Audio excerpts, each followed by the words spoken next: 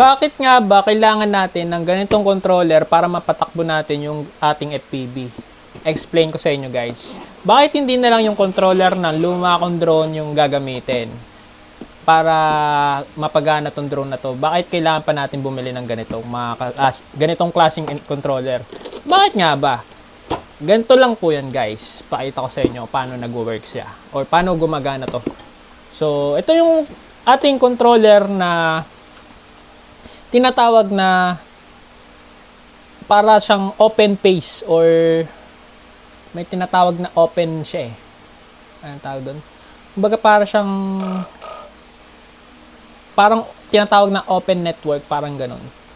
Yung kasing mga controller po ng mga drone natin is nakabind na sila doon mismo sa drone na kung ano man meron drone ka. Kung let's say meron ka ibang drone, nakabind na yon automatic yung controller mo doon sa mismong drone na yon.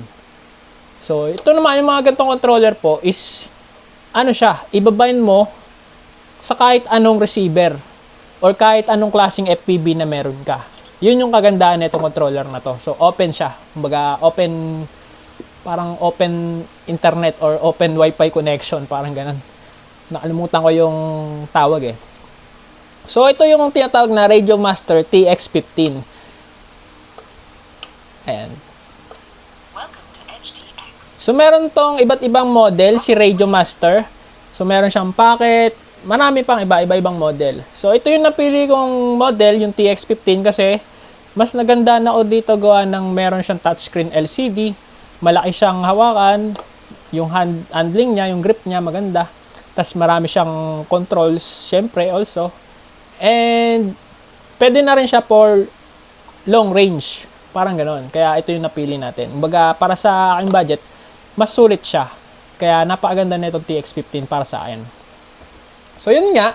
So, hindi nga gagana yung FPV natin pag ginamitan natin ng yung mga controller natin na nakabind na mismo doon sa mismong drone natin. Kasi, hindi siya open kagaya ng mga ganito na kailangan mo siyang i-bind doon sa mismong receiver niya. So, magkakaiba sila. Kaya itong mga ganitong controller, baga meron siyang open interface, parang ganon, na kailangan mo pang i-bind muna yung controller mo doon sa receiver para mapagana mo yung FPV mo. So, kahit anong FPV, basta meron siyang receiver na ELRS, same sa iyong controller, ganon po siya nag-work.